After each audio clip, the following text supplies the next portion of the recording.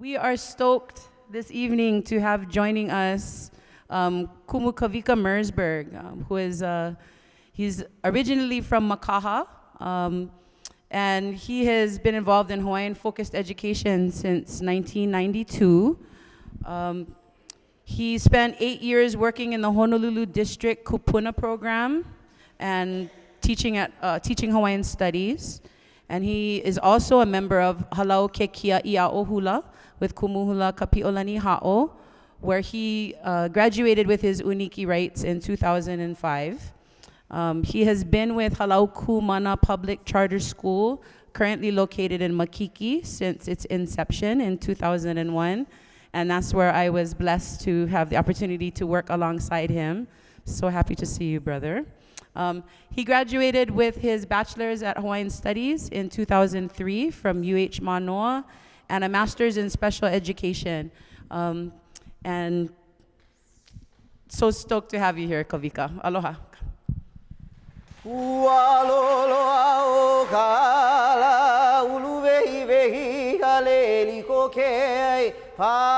He kamakani Kaiāulu na kupu kupu o Wai'anae mai Nānākuli iki ka na puka kalai I mauna ka pukaula na kala kua o kalai au he avale oe kamali o ka poe ia o kamali o ke au mai paai ka leo he ole ka hea mai O nauna I tahala me ka lehu ei, he hale lehu ano ia na kano ei.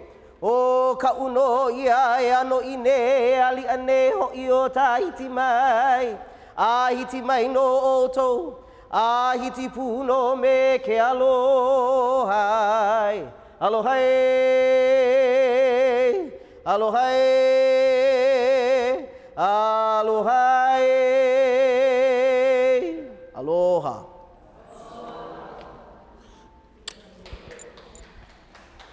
Mahalo. Maybe I should have come out of podium because hard for see me out of podium is just as big as me.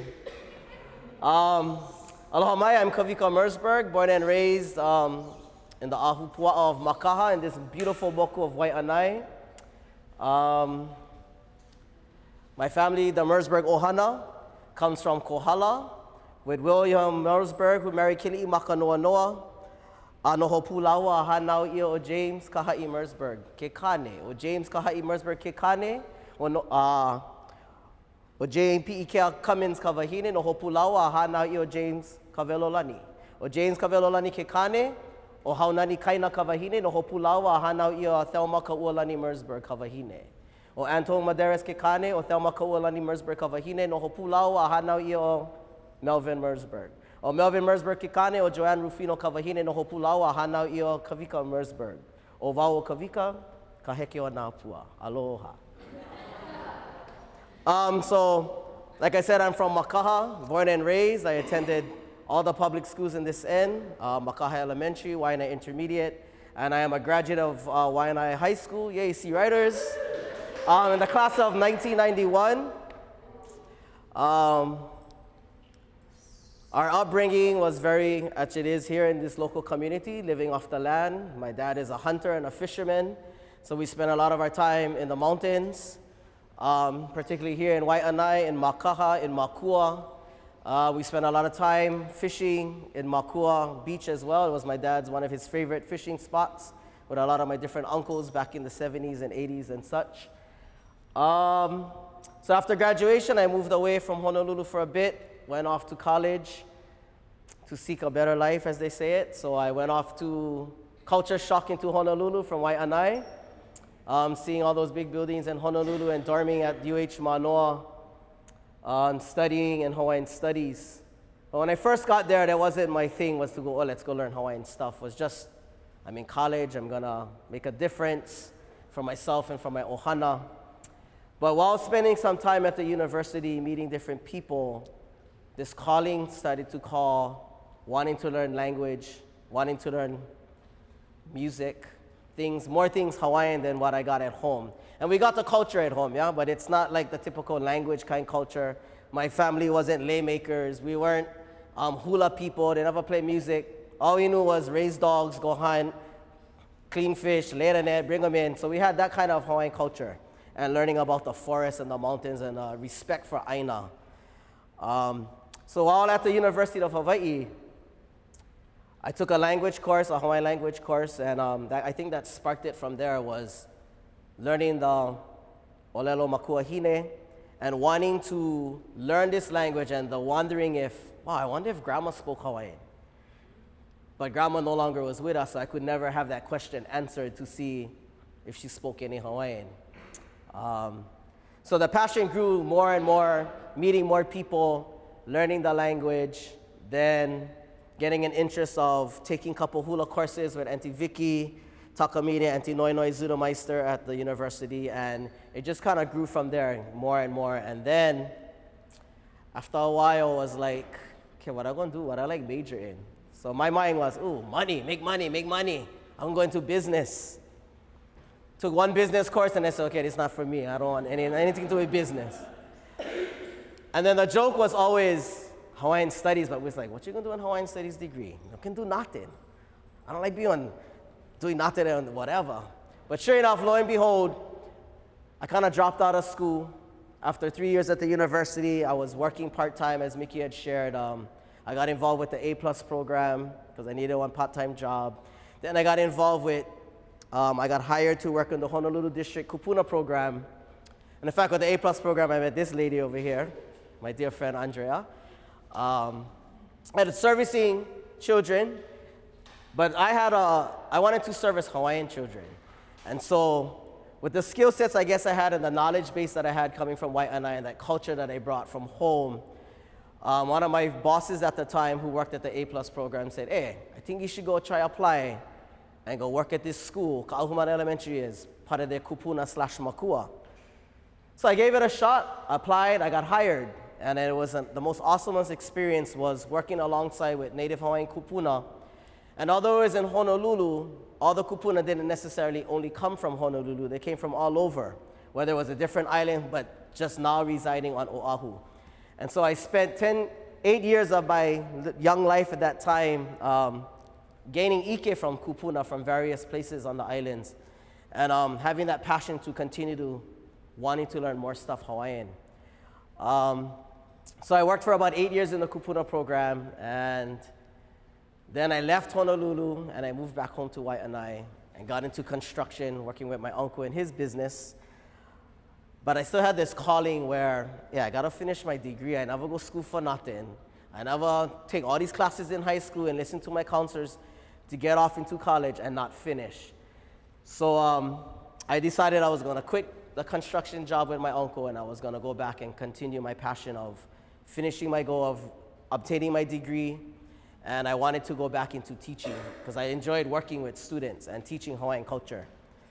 So back in 2001, I decided to go back to school. After being out of school for 6 years, I decided I'm gonna go and finish my bachelor's degree. At that time, when I went back to the university, I decided I was gonna major in Hawaiian studies because it was the fastest way to get out of the university. Not easy courses, but interesting courses, Hawaiian kind stuff. I said, okay, I can get in, I can get out, get my degree, I'm over. So I did that.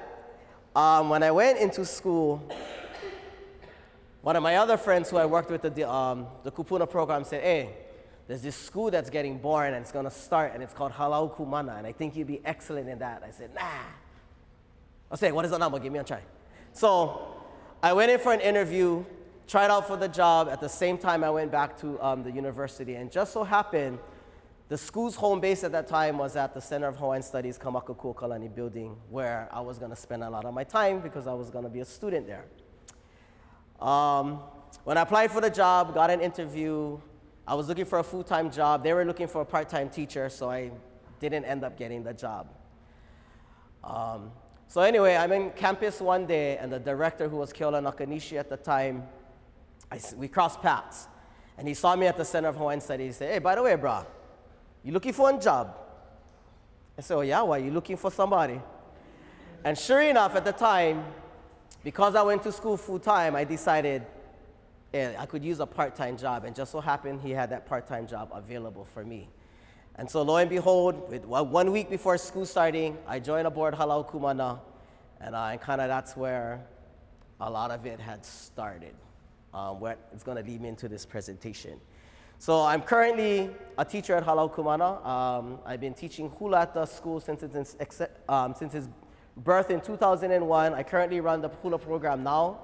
So this is my 14th year at Halau Kumana. And for the past 6 years, I have served not only as, within the 14 years, I served as a regular teacher as well as a hula teacher. And in the past 6 years, I served as the vice principal for Halau Kumana. So that brings me to what we're going to talk about today. Hula is the language of the heart, therefore the heartbeat of the Hawaiian people. So when I got asked if I wanted to do this series by Mickey, I was like, I don't know what I'm going to talk about. I thought it was just a simple kind, come in, talk story about Wai'anae and stuff like that, or my path in life. And then she said, hey, I'm going to send you a link. You can watch the other presenters and see what they did. So I watched it, and I was like, oh, man, these guys are kicking butt. I got to do something too then. So I really had to take the time and ask myself, what is it that I'm most passionate about that I can share to the rest of the community people in Wai'anae? And lo and behold, it's hula. I love hula. So that's why I decided I was going to share about hula. It's the language of the heart, therefore the heartbeat of the Hawaiian people, said by His Majesty King Kalakaua back in the 1800s. And when we look at that quote, what does it really mean? Yeah, hula is the language of the heart. Hula we know is the dance of our ancient kupuna, the dance of our people today. It's a way of expression. And when we dance from within. We tell the stories from within, from our heart, from our na'au. And the more we tell these stories, we collect these stories and we pass them on from a generation to a generation to a generation. Hula is a very old art, way before King Kalakaua's time. But lucky for us as Hawaiian people, that he found it befitting that, hey, it's a must. And in my reign as the king, I'm going to make it public. I'm not going to have it hidden. We're going to have hula, and we're going to have a grand old party while having it. And so Kalakaua in his reign, he was known as the Merry Monarch, and he made hula public. He loved to hold festivities and hula celebrations. Not to say the other ali'is didn't, but he was the one to really say, we're going to bring it back. Yeah? So he brought not only the hula, but a lot of the Hawaiian arts to make it public, and it was okay to practice it, whether if missionaries felt that it was not okay to do it. He said, "Aole, we're going to do it anyway." So that's Kalakaua. So it brings us to the next slide. Using hula as a vehicle to transport Ike Hawaii in the 21st century. And the reason why I say 21st century is because as I teach hula today in a school setting, as well as run my own halau, how are we able to look at hula, look at the lessons that come from hula through our ancient chants and dances, and what kind of cultural stuff are we able to bring forth to our young keiki or to adults or whoever's learning hula, besides just hula? Yeah, what is the hidden meanings, the kauna, the language, the stories, the place names, the wind names, the rains, the flowers, and all that kind of stuff. So here we have a picture in the slide of Kalakaua's Grand Jubilee with making hula known in public with all these people dancing hula in his honor. So using hula again as a vehicle to transport Ike Hawaii in the 21st century. So in order to take this, we got to understand how do we get the Ike? Because in order to pass them on, you got to get it somewhere, right? It's just like running one relay race. Before you can pass the baton, you got to have the baton. And then you got to give it to somebody else who's going to give it to somebody else. So with hula, it's that same thing. Where does that Ike come from? How do we get that hula knowledge? Well, we know it's passed on when we start all the way from the beginning of perhaps Laka, maybe Hopoi, maybe Kapo'ula Kina'u, these hula goddesses or deities that taught the hula and passed it on, such as a Hi'iaka, and carried it on from traditions to where it was passed on to our people. So for me, it has to start with this gentleman right here. And we know that we got to nanaike kumu or look to the source. And for my hula traditions, the source comes from this gentleman right here, this young man, Uncle George, Nānākuli Kekiahiali'i na Ope. Uncle George was born in the early 1900s, studied hula under some hula masters of his time, such as Auntie Io, which is in the picture in the back, Mama Fuji'i, who's also Ide Kanakaole's mom. He learned from Auntie Lokalia Montgomery, Joseph Ilalo Ole, all these hula masters. Now, if Uncle George was born in the early 1900s, 1920s, then that tells us mathematically that his kumus were born in what era? The 1800s, during the time of our monarchy, which means that these kumu hulas, or those practitioners, were around when those traditions were still very strong and alive. Yeah, they were royal chanters of the courts. And when our kingdom was overthrown in 1893, a lot of these people who had the court jobs as being the hula, part of the hula troops, they went and sought other occupations, but still kept the hula and passed it on. So for our hula traditions, our hula comes from Uncle George Naope. He was a teacher of many. He was considered as the Lo'ea hula, a master hula teacher of his era, yeah? And Uncle George was born in the 20s, and he passed away in the 21st century in the year, I believe it's about 2006 or 7. And so like I said, he was a teacher of many. He was also known as a merry monarch himself, and he also believed and said that the same motto as Kalakaua, hula is the language of the heart, therefore the heartbeat of our Hawaiian people. And Uncle George always stated that when we dance hula, you put your innermost feelings into the dance, and that becomes the hula, yeah? And what emotion you bring forth to it. Your emotion may be different from your emotion, may be different from your emotion, but it's still our emotion going into the dance. So like I said, Uncle George was a teacher of many. One of those particular people, Antikapiolani Ha'o. The olelo no eau you see up there is Iulu no kalala ike kubu. The branches grow because of the tree or because of the trunk. And so as Uncle George being the master, the lo'ea, he produced many branches. And one of those branches he produced is my own very own Kumuhula Antikapiolani Ha'o. And there you have her. And in this particular picture, I got the very much privilege to learn hula from this lady. And I got introduced to this lady by this lady who is the niece of Uncle George Naope, and her name is Auntie Nani Naope. And she was the one who kind of introduced me to the Halau, because her and I both worked together in the Kupuna program.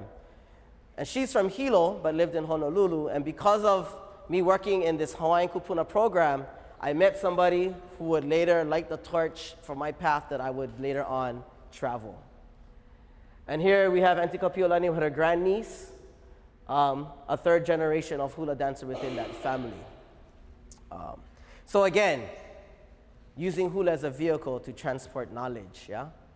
Knowledge getting passed from one kumu to the next kumu to the next kumu to the next kumu. And so, like Uncle George, he was the tree and had his branches, so would be the same for Auntie Kapiolani Ha'o. She would be our tree or our kumu, and she would spark different branches. And within her reign as Kumuhula, she produced 6 different Kumuhulas under her tree. And these are all my different hula brothers and sisters that have taken on the rights of Kumuhula. I've been with Auntie Kapio for about 20 years, studying hula under her. I was very fortunate with being with her for about 5 or 6 years. I was granted my uniki rights as Kumuhula in 2005. So the first lady up above, Ku'ipo of Villa, they're also part of a Wai'anae ohana too. She was not part of my graduating class. She was actually a study with Uncle George with Auntie Kapi'o Olani. And when Auntie Kapi'o Olani was with Uncle George, the first 2 ladies on the list were very young keiki studying with Uncle. And when Uncle had moved from Honolulu back to Hilo or to Kona, Auntie took these 2 ladies under her wing and started to continue to train them and foster them to their adulthood until she made them Kumuhula. So Auntie Ku'ipo became Kumuhula, and the 5 underneath, all of us graduated under the same hula class. One of my hula sisters, Isis Avila, my hula brother, Leo Ha'o, which is Kumu's son, myself over here, and Wailani Ha'ua Villa. So again, a different type of vehicle to help transport Ike Hawaii through Hula. Uncle George with his kumus, Auntie Kapi'olani being the branch, or one of the branches. And now she has 6 branches that will continue on this Ike and going on to continue to teach Hula and pass on this Ike Hawaii to to others. So I am one of those branches. Imaika Ike Kalo Ika Oha. The kalo is only as good, yeah? The offspring is as good as its kalo, or the children are as good as their parents. And Uncle George has this famous quote, and he said, it's not the teacher that makes the student, it's the student that makes the teacher, or makes the kumu. And the reason why he said this because if the student is junk, then the kumu is junk. But if the student is excellent, then the kumu is excellent. Imaika ike kalo ika oha. If the oha sprouts from the kalo plant and it's maikai, then it means the mother plant must have been good to feed these little keikis, yeah, to sprout out keikis. And so my students think I'm good when I ask them. So if they're good, then I must be good. And if I must be good, then my kumu must be good. And if she is good, that means her kumu is good. And we know he was good. Yeah? So I think what that means is that when we accept students to teach, we got to make sure that we are, number one, being good role models to them, showing them the proper way of taking care of kuleana, such as the hula or things Hawaiian, and making sure that we hold them accountable too in what they do, because they are a representation of us. Yeah, and you guys know, you guys are grandparents, parents, and like your kids go out there and make any kind in a community, you want to make sure they represent your ohana well. So here I am, in 2001, these red and yellows, first picture up here, this is our students at Halau Kumana. That's when I kind of first took on the kuleana as teaching hula, kind of formal but informal kind. I didn't get hired to be the kumu hula at the school. I came on as a teacher. My hula brother, who was in the other picture, he was asked to take on the kuleana. And so he did, and so I kind of, because we both were at the school, because he was the alakai in the halau, and I was under him, I kind of, hey, I'm here, you here, I'll kokua you. It's a good way for me to continue my learning. And so I kokua with him in running the hula classes in this beginning of the year, but he also received his degree in teaching as well. And so he got called for a teaching position in Aiea, and he took the job. So because he left to take care of his kuleana, now there was a void to say who was going to carry on that torch to teach the hula program at Halau Kumana. So it wasn't like I went asked for it, I was chosen. And as we know in things Hawaiian, yeah, sign up, yeah, you get chosen to do it. Yeah, usually you ask, who's going to cook the rice? We don't usually just raise our hand, right? It's like, oh, come, you're going to cook the rice, you're going to mix the poi, or you're going to go work the imu with Uncle them. So we don't get to choose it, the kuleana chooses us. And it chooses us for a special reason, because the akua knows, our kupuna knows, who's observing us that person can handle. And that's why we're going to choose you for duo. Maybe you are the best rice cooker in the house, because the other one make them all buckshot. Maybe you are the best one to the kind. Loan me that poi, because you get the right hands, because the other one maybe make them sour. Yeah, so it's really, really important about that kuleana. So I was given this kuleana to pass on that ike, to continue on the traditions of our halau at Auntie Kapi'o and Uncle George, and making sure that, I get this kuleana, I got to make sure I do it right. So still learning, still with my kumu, but now I get extra kuleana now. Yeah, I got to make sure I pay very much close attention in hula class, making sure I'm learning the pa'is, the mele, and going back and trying to transfer this knowledge with our Ōpio of Halau Kumana. Halau Kumana is a Hawaiian-focused charter school in the Honolulu district.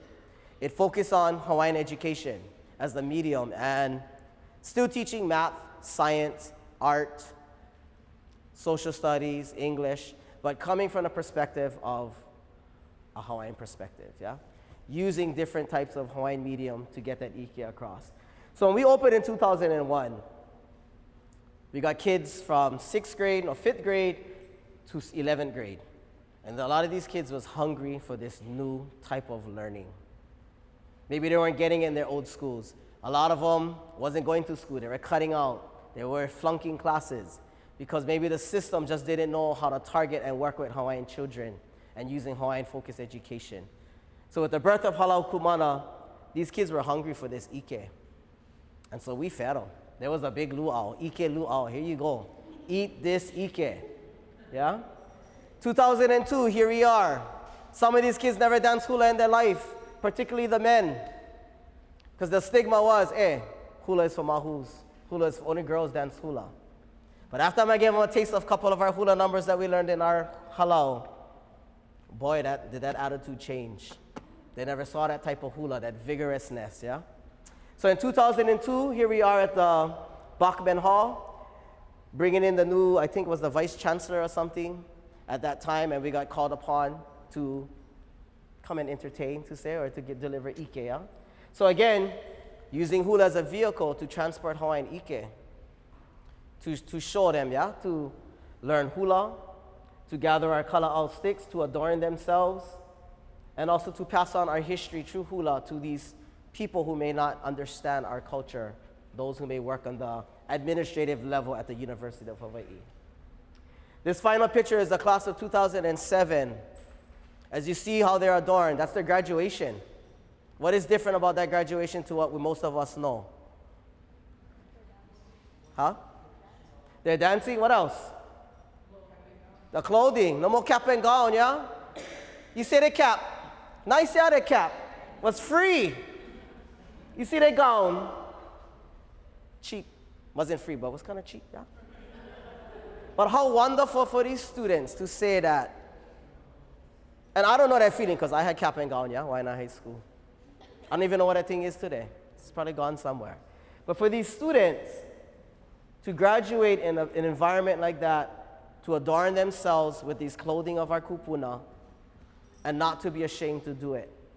To have the mele, which is a very significant plant in the hula, to wear around their necks. To make their own lei po'o, out of palapalai, their lei kupe'es, are the things that they had to go to the forest and gather for themselves. Learn to chant, learn to ask permission before taking out of the forest, weave them, adorn themselves for their ceremony. It's a little bit about Halau Kumana. But again, using hula as that vehicle to transport this knowledge. And so now as adults in the real world, at least they know how. If they gotta go to a luau, or maybe they gotta go to a graduation and maybe no more kala for go buy one lei. They know how to go forest, go make one. Yeah? A'o Hawaii, learning in a Hawaiian style. And we can find this in Nānākuli Kumu by Marika Venapukui. But I know something that maybe everybody in this room know about, because we teach it all the time, but maybe not with the Hawaiian wording. Yeah? Nānākuli Kamaha simply means, look with your eyes, be observant. Ho'olo eka pepeao, listen with your ears. And the final one, pa'akawaha, yeah? Close them out, shut them out. And it doesn't mean to tell the kid, shut up. It doesn't mean that. What it means is, close your mouth, pa'ayowaha. Because when you pa'ayowaha, then you allow yourself to be observant and to listen. But if you're too busy chitter-chattering, then obviously you don't can hear what I'm saying if you're talking at the same time. Or you cannot hear what the birds are saying, or what the pig is saying, or what the environment is trying to tell you because you're too busy talking. Yeah, and these are lessons that come straight from our ancestral knowledge. Yeah, it's nothing brand new. I didn't make this stuff up. But I like this style of teaching to utilize it with my students, to teach them, yeah? Nana ho'olohea pa'a. Even when I teach the hula, I don't write nothing on the board. I don't pass out worksheets. I just have them observe. I'm going to get up. I'm going to show you something, and you need to watch. If Mickey and Andrea is in my hula class, and they're in the back row, and I'm teaching, and Mickey decides to tell Andrea, after school. So they turn and look at each other, and I did a hula motion. They never see what I did. So now, guess what? Where they stay? They're lost. And you know what's going to happen? Couple things going to happen. What do you think the first one going to be? Kumu, you can show us again. Or they're going to assume they saw and they're going to make up something. And if they make up something, that's exactly what it is. It's made up. You didn't get what I did. And if it's a traditional dance that was taught to me by my teachers and her teachers, then you cannot be screwing with the tradition. Yeah? Same thing like in our family traditions. If the star, what's a good family tradition? If what's supposed to be this poi pounder you're going to use, then don't go grab something else that is not a poi pounder to ku'ila kalo, yeah? Stick to the tradition. So you want to teach the kids that this is important, not only for the students, but for us as adults as well. And I try to train my students that I'm going to teach you or train you the kind of student that I am. When I learn hula from my kumu, I have the utmost respect for her because she is that vehicle of knowledge. She's going to transport knowledge to me. And if I'm going to be in her presence and I'm there to learn, then it is my utmost kuleana to pay attention to her. I know I shouldn't have to ask questions, because if you stay focused and you listen and you observe, then you wouldn't have to ask all these questions. Yeah? Not saying asking questions is bad, but you got to know when and where. When is the appropriate time? And like I said, when you learn, especially with kupunas, yeah, Hawaiian kupunas, when you learn from them, they don't like all this question kind of stuff. You get lickings, yeah? Oh, listen, I told you. Yeah? So it really teaches us that this is really important. So again, using these skill sets to pass on that knowledge. And here I have the men of Halau Kumana and a mixed combo of ladies and boys of Halau Kumana at a hula competition that we entered a couple years back. Learning how to adorn themselves again. The boys are wearing lei kukui, or kukui nut shells. We never buy them because our school is a charter school and we don't have funding. We're not a rich school to go and say, okay, administration, I need like $2,000 so I can buy leis. No. And it's not going to mean a thing if they buy it. Boys, you're going to come with me one day after school. We're going to walk down to the kukui forest and you're going to all pick up kukui nuts. Here's your bucket. Go for it. Find your half-shell kukui nuts and I want it white. So all the boys come, their bucket, grab all the kukui nut shells, put them in their bucket. We go to the beach, wash them down in the sand, drill the holes, but we didn't use electric drill. So we drill the holes and they got to fasten their own lei kukui. They get to keep that for life. That's their gift, their makana. And every time they look at it, they're going to reflect. They gain ike of how to do it, the process that they went through making it, and now they have this lei forever and ever if they malama, and they can pass on to somebody else in their ohana. And now they know the ike of how to make that kind lei too when it's time for them to, if they want to carry on that tradition. Same thing like the ladies, on the other side, making their adornments like we talked about. So a'o Hawaii, passing on that knowledge. So how do we pass on this ike Hawaii? What is some ways to transport that knowledge? It's easy. You gotta know Mauka and Makai. Here's our beautiful Mount Ka'ala right there. And like I said, from my upbringing, when I learned hula, I came to my hula class with a different skill set, I think, from some of my other hula brothers and sisters. My family wasn't musicians. Maybe in a couple generations prior, my family weren't hula dancers. But what my family was hunters and gatherers. So I learned appreciation of the environment and nature. I love going to the forest up in Wai'anae when you had to go four-wheel drive, now paved, yeah, and the gate locked. Before never have the gate, before never have the paved road. So it was an adventure, it was excitement to go in the forest. I learned how to tea leaf slide in the mud up in the forest of Wai'anae, and I think many kids don't even know what that is. When you say tea leaf slide, they're thinking tea, the kind you drink. Yeah? So knowing Mauka, learning what we learn, and knowing Makai. Here we have Makua Beach. My dad's favorite beach, one of my favorite beaches where I find serenity when I'm there. And again, it's one that, the aina that was able to feed my ohana. So Ike Hawaii, Hawaiian knowledge, we're able to transport it, and the way we transport it is knowing things about the mountains and the oceans, and utilizing that in our hula. Ike Hawaii with hula and knowing the makani, the different winds that we have in our hulas, the different winds of different ainas. What is one of the wind names of Wai'anae? Kaiāulu, yeah? Famous wind. What kind of wind is it? Bad hair day wind or a kind comfortable wind?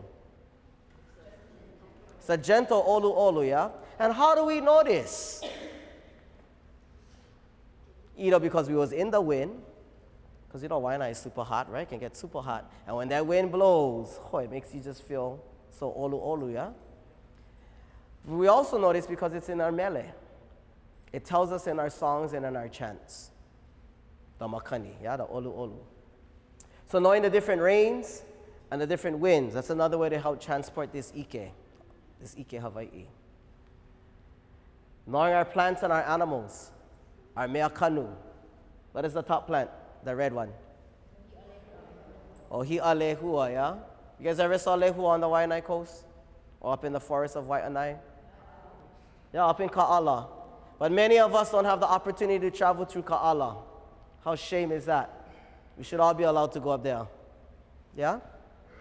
And the bottom, greenery, the palapalai, hula plants.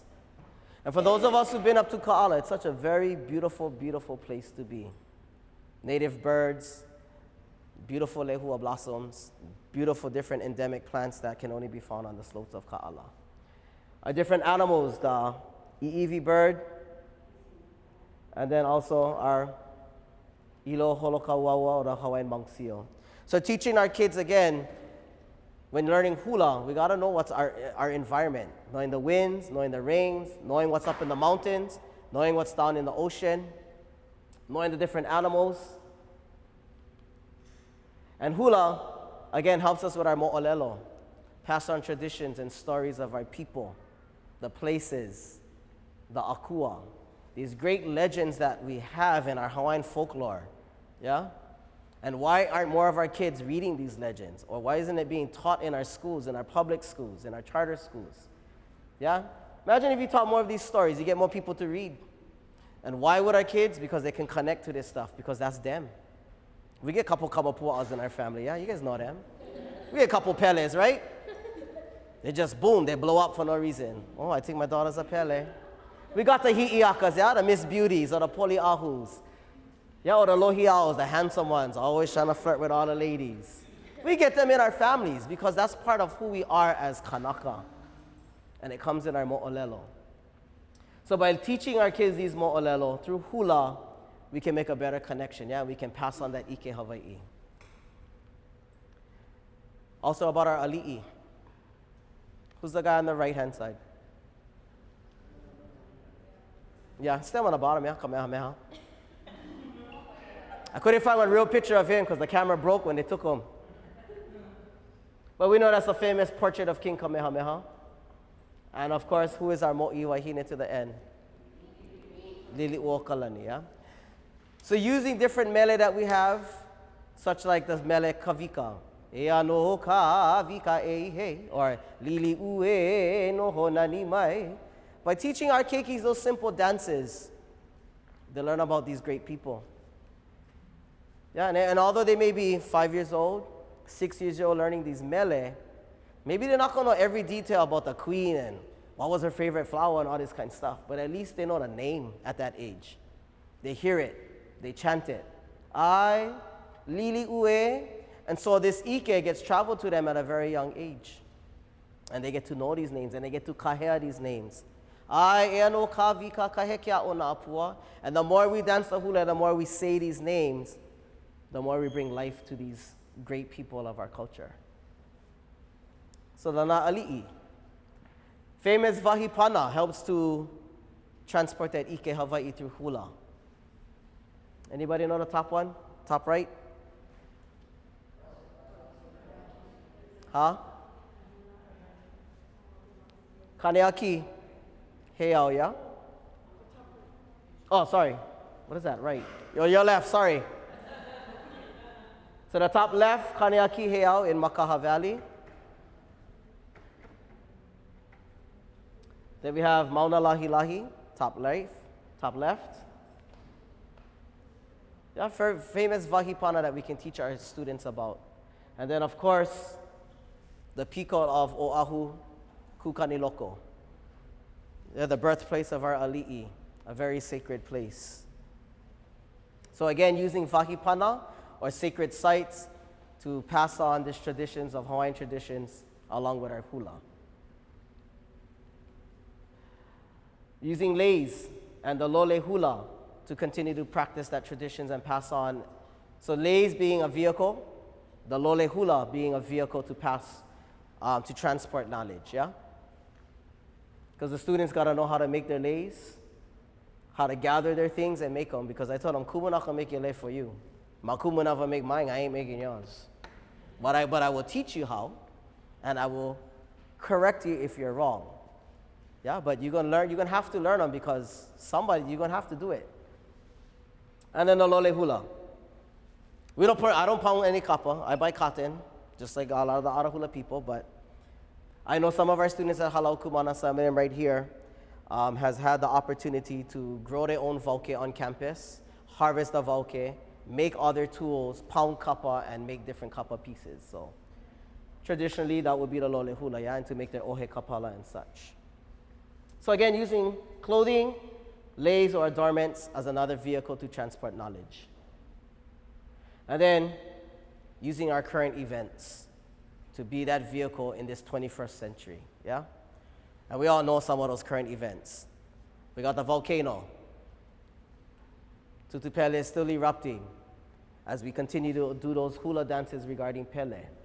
Yeah, the ones in Puna, the recent lava flows, and now we just heard, maybe last week or the other day, that Kilauea Hale Ma'uma'u went off again, and it created a new lake within the Hale Ma'uma'u. Another big issues that happened with Kalo in the last couple of years, the GMO.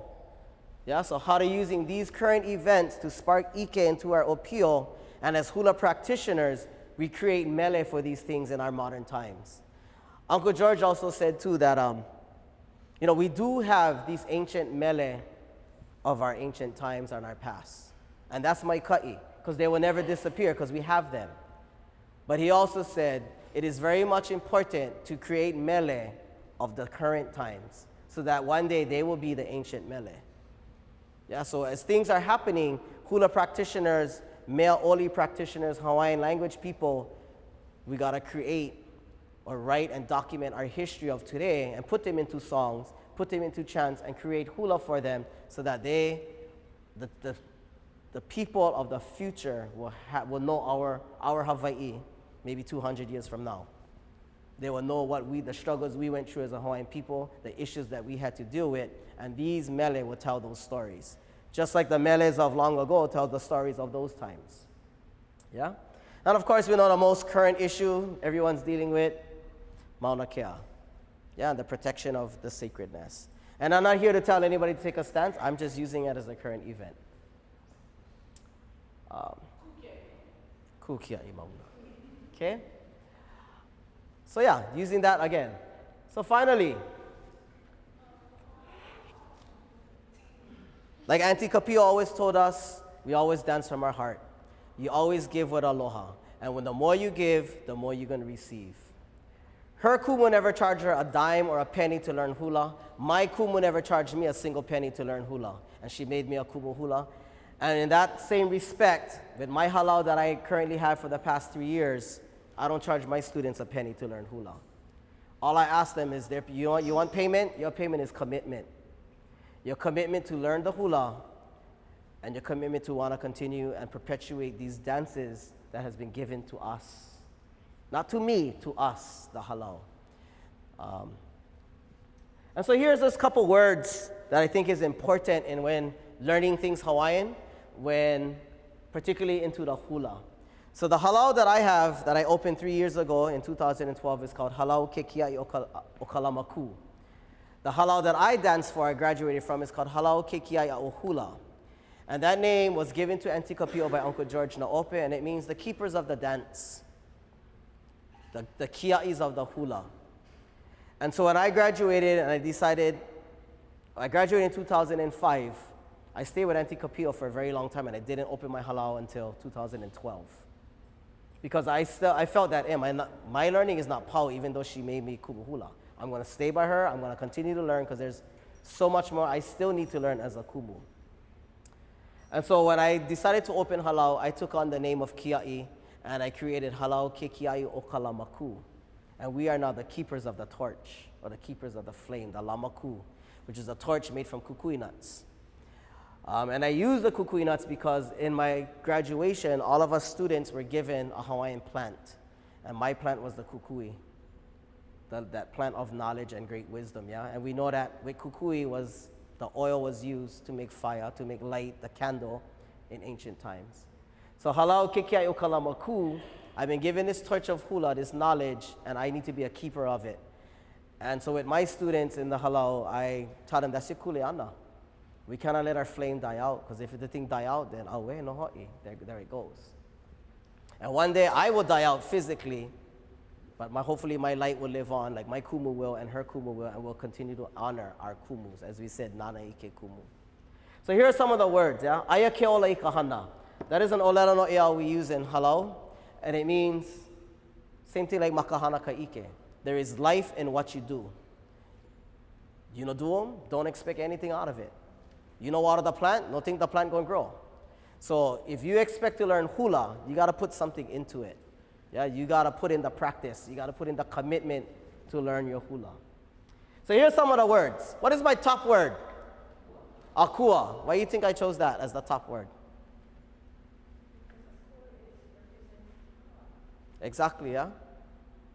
Akua. Nothing is possible without akua. And so you gotta put akua first. And that's what we do. That's what Auntie Kapio taught me. That's what Uncle George taught her. And that's what I teach my students, that akua goes first. And through hula, these are some of the things that is important in learning hula. And today, before I left work, I had my 2 hula classes at Halau Kumada. So I teach elementary, intermediate, and high school. So I teach hula kind of like every day, all day. I teach hula in school, and then I also teach hula in my own Halau. So I eat, breathe, sleep, and kukai the hula. So in my hula class today, I asked the students, as after I made the PowerPoint, I was like, okay, I'm gonna ask them this question. What do you get out of hula? What is the ike you get out of hula? What has hula taught you? And I never had paper and pencil, I just listened to what they had to say. And lo and behold, a lot of the things they had to say was stuff I already had on my PowerPoint. So that kind of helped to reconfirm that I'm doing something right. My teachers have done something right because my kids kind of hit it on the money. So one of the things we learn in hula is maiau, which means to be clean, to be neat, to be skillful. Yeah? There's no room for kapuluness. When you come hula, look decent. No come with your hair all wangy-jangy. No come with a puka shirt. No come with dirty feet. Clean yourself. Look maiau, because when you look good, you feel good. And when you feel good and look good, you can dance good. Ikaika, discipline. Be strong, have the discipline. Yeah, be a disciplined dancer. When I tell you bend, bend. No cheat. Discipline yourself. Ikaika your body. Malama, to be caring. Care for your things, your Hawaiian things. Care for your hula. Care for the knowledge that's given to you. Ha'a ha'a, one of my favorites. To be humble. To humble ourselves when we're learning the hula. It comes from the word ai ha'a. And ai ha'a is a hula step, yeah? That means to bend when you dance. So when we bend, akua is still up here, and we humble ourselves beneath the akua, yeah? And it's kind of interesting. You guys know it is the ki'is, right? Or the tikis. Yeah? The Hawaiian carving gods.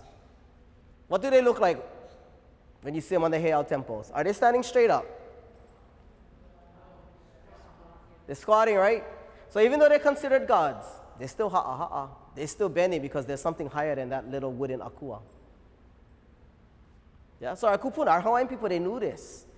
So they never make the god stand straight up. They will let them ai ha'a too. Ha'aheo, to have pride, to be proud of what you do, our Hawaiian culture. Be proud to learning what you are learning, whether it's imu, whether it's planting kalo, whether it's lei making, whether it's quilting. Have pride. Ho'ihi, respect. Kind of goes in with malama, yeah? Respect what you do, respect for your kumu, respect for each other. Ho'omanava nui, to have patience in what you do, because the ike not gonna come boom on crack. Sometimes a lot of us, we like them, right?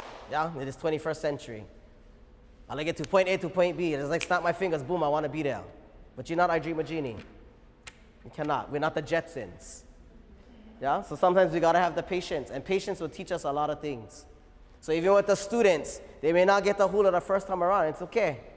That's why it's called practice. It's not one performance, it's a practice. The more you practice, the better you get at it.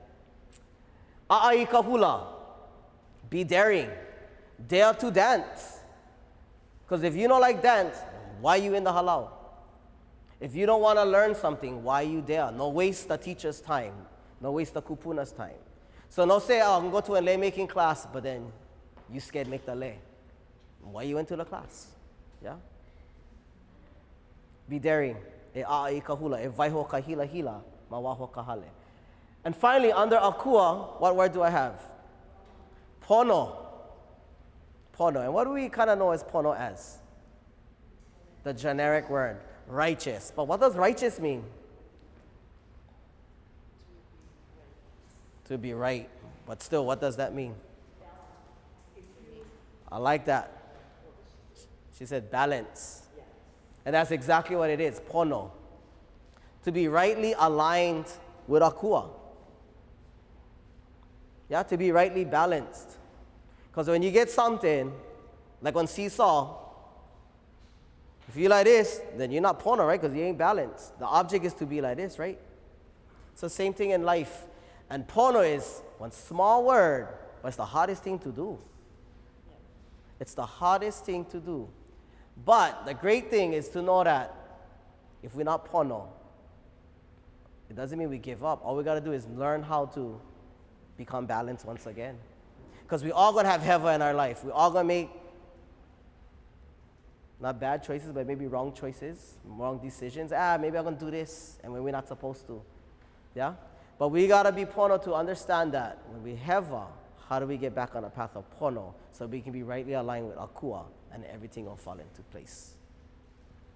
And so this is how I like, again, to wrap up all of this, is using hula again to transport that ike to our students, to the people of this 21st century. And understanding that, again, hula is the language of the heart, therefore the heartbeat of the Hawaiian people. So when we dance from within and we give from within. And I was going to do this, but no need. But it's just a simple chant that one of my favorite chants. It's not an ancient chant. It's a mele written by Mary Pukui. And again, it's a way to teach. It was a lesson to teach her mo'opuna about this beautiful thing we call the world. And then when we said a world, Pukui wasn't talking about the globe, the earth. She was talking about her Hawaiian world, the Pai'aina of Hawaii, yeah? Keau Nanine, this beautiful place called our world, Hawaii. And she chants, Iluna la iluna na manu o kaleva. Above are the birds of the sky. How wonderful. But you think that's what she meant? It goes deeper than that. What are birds? What is birds? What do birds do? They fly, yeah? And where do they fly? Above. So when we look above, what Mary Kavena Pukui is teaching us is that, yeah, we're going to teach the keikis about the bird and that they fly above. But then we got to look deeper. We got to look deeper. What are the things that fly besides birds? Bees. If I had elementary kids, they would say, they are playing. Think deep. Think deep. Look up. What flies? Spirits. Well, here, let me give you this. What rises in the east? What flies across and goes to the west? The sun. Although she didn't say that, but that's what Manu. Na manu o kaleva. What else rises in the east? The mahina, and it's going to fly to the west. What else? Now you know what we're talking about, right? Na hoku. So in this simple little chant that was kind of meant for keiki, we can dig a little deeper and look beyond just the birds. But what are the birds? It's all these celestial beings that fly in the leva and will make its movement. Ilalo la ilalo na pua o kahonuai. Below, below are the flowers of the earth. Yeah, get the flowers. They bloom and they wither, my ka'i. And we know the poetic meaning for pua, right? What is the pua? The pua of Hawaii is the children, the people. So not only are literally the flowers, but like Auntie said, yeah, as people too, we bloom, we get born, and then we wither away. And we go on to the next realm, wherever that may be. Yeah? So it teaches us that not only the flowers, but maybe all the things that get born on the earth, humans, animals, insects, but yes, the pua. Iuka la iuka na ulula'au. That one kind of simple. In the uplands is the what? The forests, the trees. Yeah, and we know that in the forest is very essential to mankind because it's food. It's timber or lumber used to build hale, canoes. And without the canoes, how the Hawaiians going to get from point A to point B? So the forest was important to go gather these things, the birds, the feathers, to make all what was needed, yeah? Ikai la ikai na I ao kamoana. What did I say? In the sea are the fish of the ocean. Yeah, we know the normal fish, manini, the veke, the aveo veil. But it goes deeper than that, right? The mano, the nai'a, the honu, the kohola, the monk seal. But what else? Deep. We gotta think deep. What else could be a fish of the ocean that swims? Swim but no swim.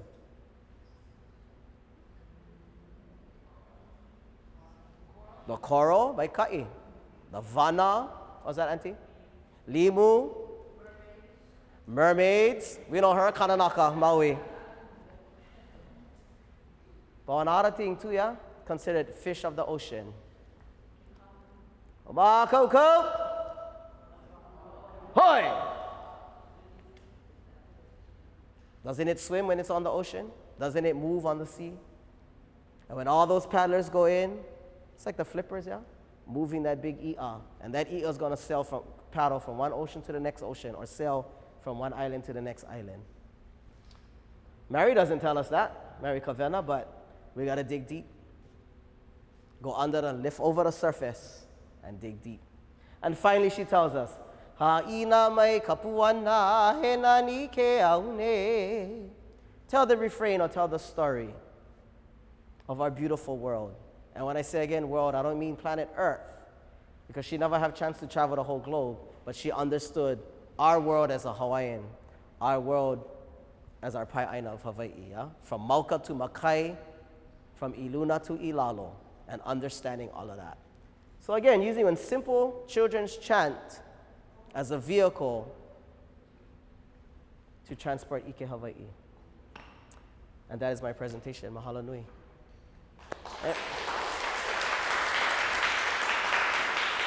But before we end, we have a little makana for you folks. I have some of my students who are also not only part of Halau Kumana students, but also part of my students in Halau. And I think we're going to do maybe 2 numbers for you guys. You guys want to hula too? Huh? No, sure. You two guys, Kawika. But before we bring them on, we're going to bring our little stars of the show. Come.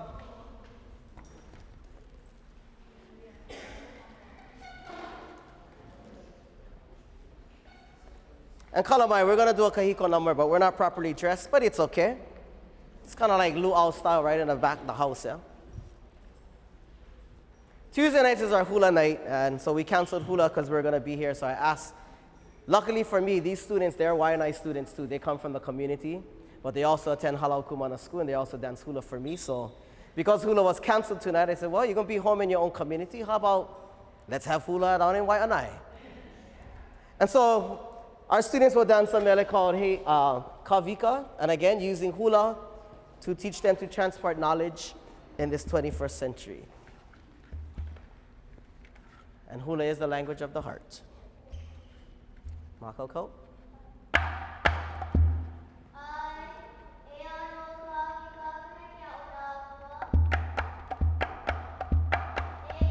Eia no Kawika Mersberg, Kamehameha na hapua Eia no Kawika Mersberg, Kamehameha na hapua Kawila makahiki na malama Hawaii Kawila makahiki na malama Hawaii Ku'i kalo no pelekane alohe ke kuini o palani Ku'i kalo no pelekane alohe ke kuini o palani Na wai'e ka pua iluna Na ka pa'akea he makua Na wai'e ka pua iluna Na ka pa'akea he makua Ha'ina ia mai ka pua na Kalani ka hawi ka he inoa Ha'ina ia mai ka pua na Kalani ka hawi ka he inoa E ala hai ala e hai. Big hand for Pili Vale and Kalahiki Ola. Okay, ho'i, mahalo. So we're gonna bring our older students. Make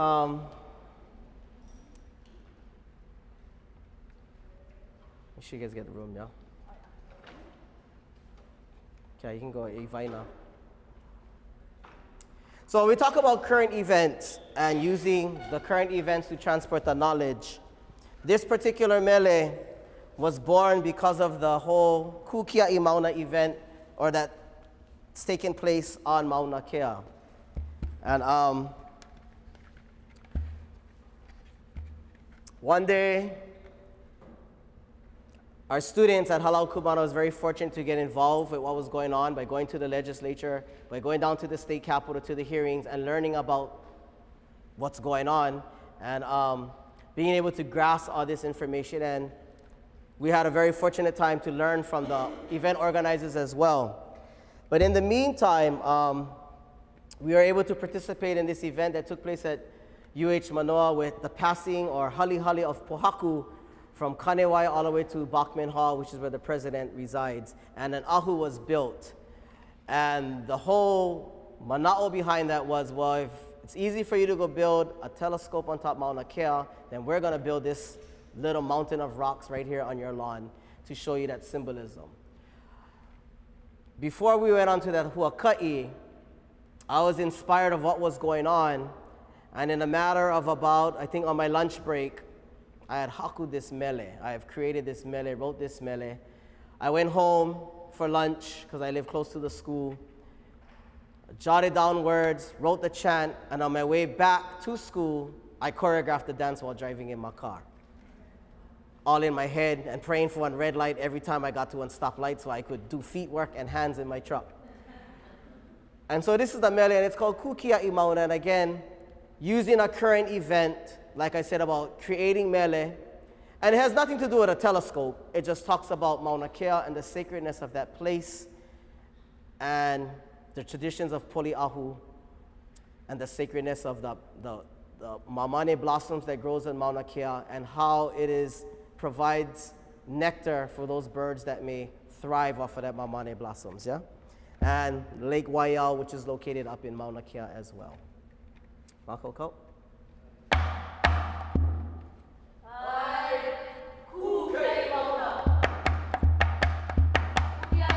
Kukiaima o ake ai ahau mea ahu kapahau anu o poliahu ka wahine anoho anu ka olihu e kuiluna keki eki e o kane ka wai ola ka wai kapu ka wai au au akai ko pua mamane ka wai ono a kamanu E ala ha e ala e e ala hai ala e ai Kukiaima una hawa ke ai ahau mea ahu ka pahau anu o poli ahu ka wahine noho anu ka olihu e kuhilu nei ke ki e o kane ka wai ola ka wai kapu ka wai au au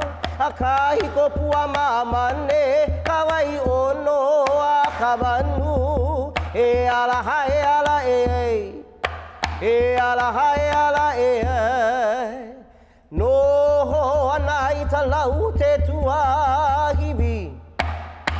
Tu hao I kamali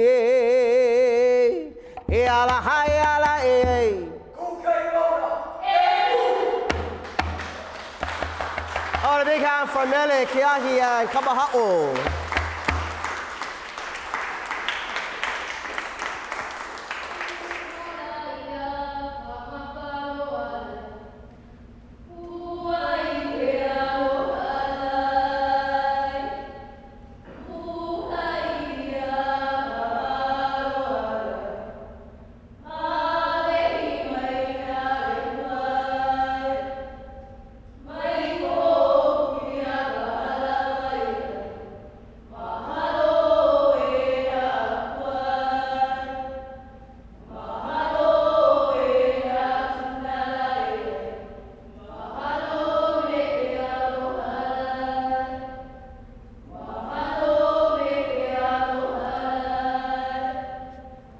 Mahalo. Did I hear a halo?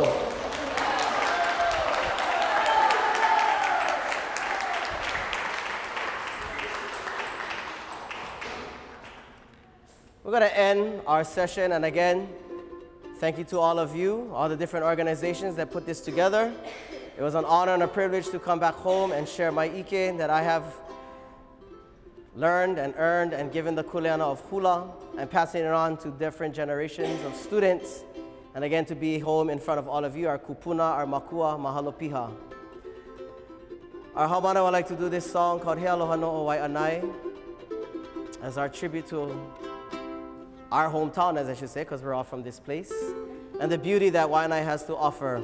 And like I tell my kids, there's only 2 roads in and 1 no road out. He Aloha no Wai'anae.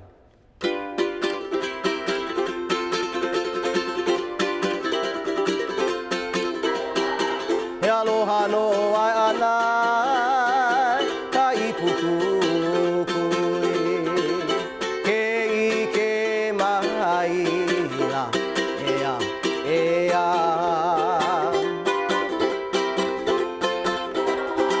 He aloha no Wai'anae, ka ipuku kui, ke ike mahaila, ea, ea.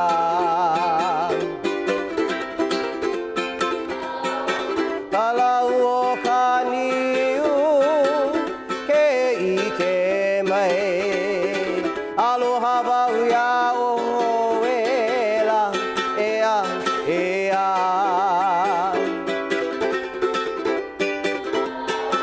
Halau o ka niu, ke ike mai, aloha wau ia o ela, ea, ea.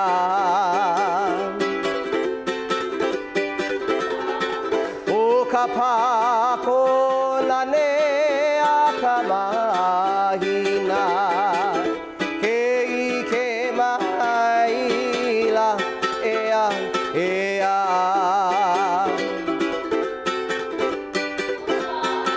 O ka pako nane a ka mahina, ke ike mahaila, ea, ea.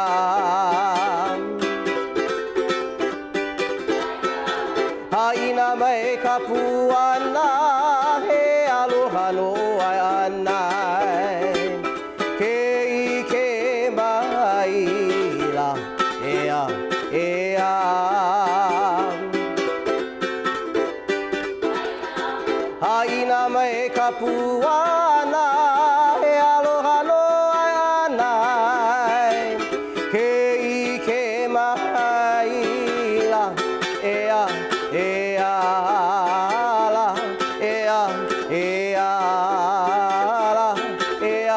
Eala, ea, ea.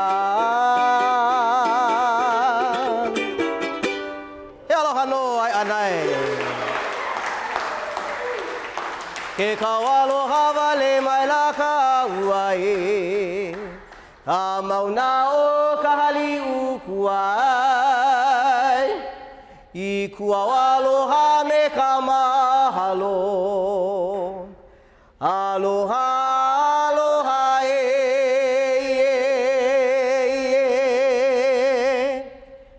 He kaualoha wale mai la ka uai.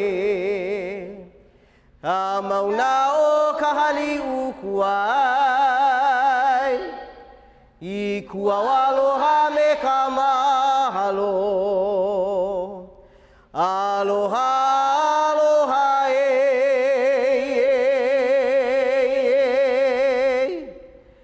Aloha, aloha, Aloha, mahalo. Good job, everybody. Mahalo. Mahalo. Mahalo. Anybody have any questions? No, all right, good. Everybody going home, okay. But mahalo again to everybody. I hope you enjoyed the session. I hope you walk away with something. Does anyone have any questions before I walk away? All right. Thank you.